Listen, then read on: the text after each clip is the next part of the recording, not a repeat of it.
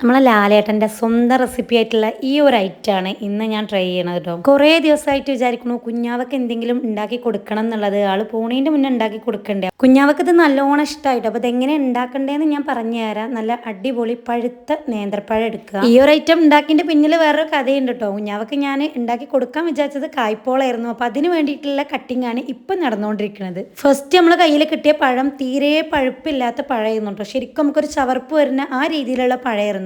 നേന്ത്രപ്പഴം വെച്ചിട്ട് എന്ത് ഐറ്റംസ് ഉണ്ടാക്കുമ്പോഴും നല്ല പഴുപ്പുള്ള പഴമാണെങ്കിൽ മാത്രമേ അത് ടേസ്റ്റ് ഉണ്ടാവുള്ളൂ. ചവർപ്പുള്ള പഴമാണെങ്കിൽ അതിന് തീരെ ടേസ്റ്റ് ഉണ്ടാവില്ല. ആദ്യം തന്നെ കായ്പോള ഉണ്ടാക്കാൻ വേണ്ടി ഫുള്ള് കട്ട് ചെയ്ത് റെഡിയാക്കി വെച്ചു. ആ ടൈമിലാണ് നെയ്യില്ല എന്നുള്ളത് ഞാൻ അറിയണത് കേട്ടോ. പിന്നെ എന്തായാലും കായ്പോള വേണ്ട, എന്തെങ്കിലും വേറെ ഉണ്ടാക്കാന്ന് പറഞ്ഞപ്പോൾ കുഞ്ഞാവനെ കൊണ്ട് തന്നെ പഴുത്ത പഴം നോക്കി വീണ്ടും കൊണ്ടിച്ച് ഇങ്ങനെയാണ് നമ്മൾ അടുത്ത ഐറ്റം ഉണ്ടാക്കാം എന്നുള്ളൊരു തീരുമാനത്തിലെത്തിയത്. ഫസ്റ്റ് നമ്മൾ കടയിൽ പോയപ്പോൾ ഐസ്ക്രീം കിട്ടിയില്ല. അപ്പോൾ നമ്മൾ ലാലേട്ടൻ്റെ ഐറ്റം വേണ്ട വെച്ചിട്ടാണ് കായ്പോളമൊക്കെ നിന്നത്. കായ്പോള ഉണ്ടാക്കാൻ നിന്നപ്പോൾ നമുക്ക് നെയ്യില്ല.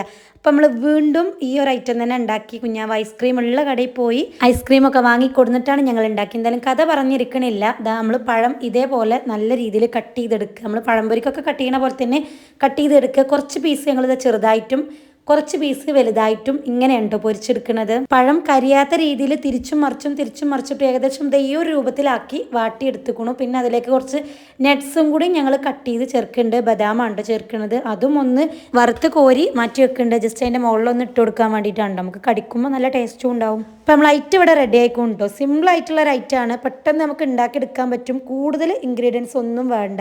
ബട്ടറോ നെയ്യോ ഒക്കെ ഉണ്ടെങ്കിൽ കുറച്ച് കൂടുതൽ ആഡ് ചെയ്ത് കൊടുത്താൽ ഒന്നുകൂടി ടേസ്റ്റ് കൂടും കേട്ടോ. പിന്നെ ഇതിൽ പ്രത്യേകം വാനില ഐസ്ക്രീം ആണ് കേട്ടോ ചേർക്കേണ്ടത്. എന്നാലേ ആ ഒരു ടേസ്റ്റ് കറക്റ്റ് കിട്ടുള്ളൂ. പിന്നെ അതായത് ഒരു നട്ട്സ് പൊടിച്ചതും കൂടി ഞാൻ അതിൻ്റെ മുകളിൽ ജസ്റ്റ് ഒന്ന് ഇട്ട് കൊടുക്കുന്നുണ്ട്. ഇത് ഓപ്ഷനിലാണ്. നമുക്ക് വേണമെങ്കിൽ മാത്രം ഇട്ട് കൊടുത്താൽ മതി. ഇനി കൂടുതൽ നട്ട്സ് ഇട്ട് കൊടുത്താൽ അതും കുഴപ്പമില്ല കേട്ടോ. നല്ല ടേസ്റ്റ് ഉണ്ടായിരുന്നു. എന്തായാലും കുഞ്ഞാവയുടെ അഭിപ്രായം എന്താണെന്നുള്ളത് മുഖത്ത് നിന്ന് തന്നെ നോക്കി മനസ്സിലാക്കാം.